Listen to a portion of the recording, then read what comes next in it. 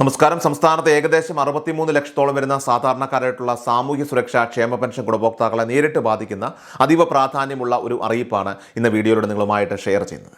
നമ്മുടെ സംസ്ഥാനത്തെ ക്ഷേമ പെൻഷൻ വിതരണവുമായി ബന്ധപ്പെട്ട സർക്കാർ ഇപ്പോൾ ചില സുപ്രധാന മാറ്റങ്ങൾ വരുത്തിയിരിക്കുകയാണ്. ഇതാകട്ടെ വരാനിരിക്കുന്ന തെരഞ്ഞെടുപ്പ് പ്രമാണിച്ചുള്ള പ്രഖ്യാപനങ്ങളാണോ എന്ന് പലർക്കും സംശയങ്ങളുണ്ടാകാം. എന്നാൽ പ്രത്യേകമായിട്ട് ശ്രദ്ധിക്കേണ്ട ഒരു കാര്യം, ഇതൊരു ഇലക്ഷൻ സ്പെഷ്യൽ പ്രഖ്യാപനമല്ല എന്നതാണ്. മറിച്ച് വരാനിരിക്കുന്ന വിശേഷ ദിവസങ്ങളായിട്ടുള്ള ഈസ്റ്റർ, വിഷു, അതോടൊപ്പം തന്നെ റംസാൻ പെരുന്നാൾ എന്നിവയൊക്കെ തന്നെ കണക്കിലെടുത്താണ് സർക്കാർ ഇപ്പോൾ ഈ പ്രത്യേക ഉത്തരവുകൾ പുറപ്പെടുവിച്ചിരിക്കുന്നത്.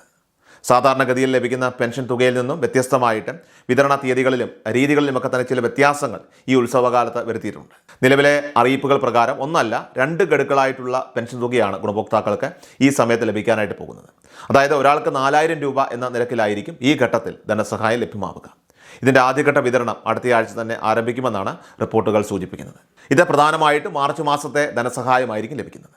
വാർദ്ധക്യകാല പെൻഷൻ, വിധവാ പെൻഷൻ, ഭിന്നശേഷി ആനുകൂല്യങ്ങൾ എന്നിവയ്ക്ക് പുറമെ അവിവാഹിതരായിട്ടുള്ള സ്ത്രീകൾക്ക് ലഭിക്കുന്ന സഹായം, സ്ത്രീ സുരക്ഷാ പെൻഷൻ തുടങ്ങി വിവിധ ആനുകൂല്യങ്ങൾ കൈപ്പറ്റുന്ന എല്ലാവർക്കും തന്നെ ഈ മാർച്ച് മാസത്തെ ഗഡു അടുത്തയാഴ്ച തന്നെ അവരുടെ അക്കൗണ്ടുകളിലേക്ക് എത്തിച്ചേരുന്ന രീതിയിലാണ് ക്രമീകരണങ്ങൾ പൂർത്തിയാക്കിയിരിക്കുന്നത്. ഇനി രണ്ടാമത്തെ ഗഡുവിൻ്റെ വിതരണം മാർച്ച് മാസം 31 അനുബന്ധിച്ചോ അല്ലെങ്കിൽ ഏപ്രിൽ മാസത്തെ ആദ്യ ആഴ്ചയിലോ ആയിട്ടായിരിക്കും നടക്കുന്നത്. ഈസ്റ്ററും വിഷുവും ഒരേ സമയം വരുന്ന സാഹചര്യത്തിൽ ജനങ്ങൾക്ക് സാമ്പത്തിക ബുദ്ധിമുട്ടുകൾ ഉണ്ടാകാതിരിക്കാനാണ് ഏപ്രിൽ മാസത്തിൽ നൽകേണ്ട തുക കൂടി മുൻകൂറായിട്ട് വിതരണം ചെയ്യാൻ സർക്കാർ തീരുമാനിച്ചത്.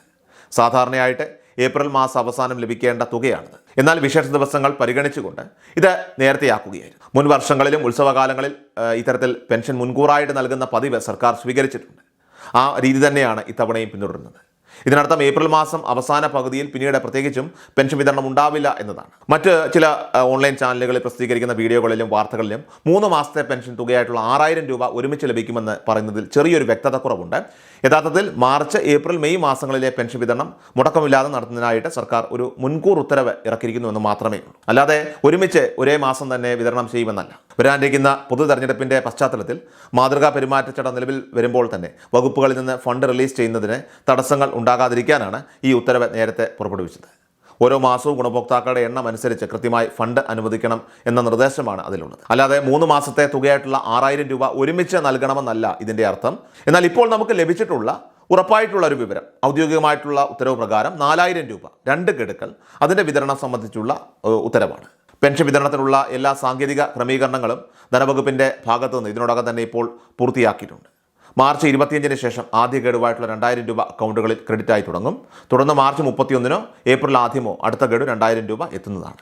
ഇലക്ഷൻ പെരുമാറ്റച്ചട്ടം നിലനിൽക്കുന്നതിനാൽ തന്നെ ഇനി സർക്കാരിൻ്റെ ഭാഗത്തു നിന്നോ മറ്റ് ഔദ്യോഗിക പ്ലാറ്റ്ഫോമുകളിൽ നിന്നോ ഓരോ ദിവസത്തെയും വിതരണ തീയതികൾ അറിയിച്ചുകൊണ്ടുള്ള പ്രത്യേക പത്രക്കുറിപ്പുകളോ പരസ്യങ്ങളോ ഉണ്ടാകാൻ സാധ്യത കുറവാണ്. അതിനാൽ തന്നെ ഗുണഭോക്താക്കൾ സ്വന്തം നിലയ്ക്ക് കാര്യങ്ങൾ കൃത്യമായി ശ്രദ്ധിക്കുകയും ബാങ്ക് അക്കൗണ്ടുകൾ പരിശോധിക്കുകയും ചെയ്യേണ്ടതാണ്. അതിനാൽ തന്നെ 63 ലക്ഷത്തോളം വരുന്ന ജനങ്ങളിലേക്ക് എത്തുന്ന ഈ വലിയൊരു ആനുകൂല്യം കൃത്യസമയത്ത് കൈപ്പറ്റാൻ എല്ലാവരും ശ്രദ്ധിക്കേണ്ടതാണ്.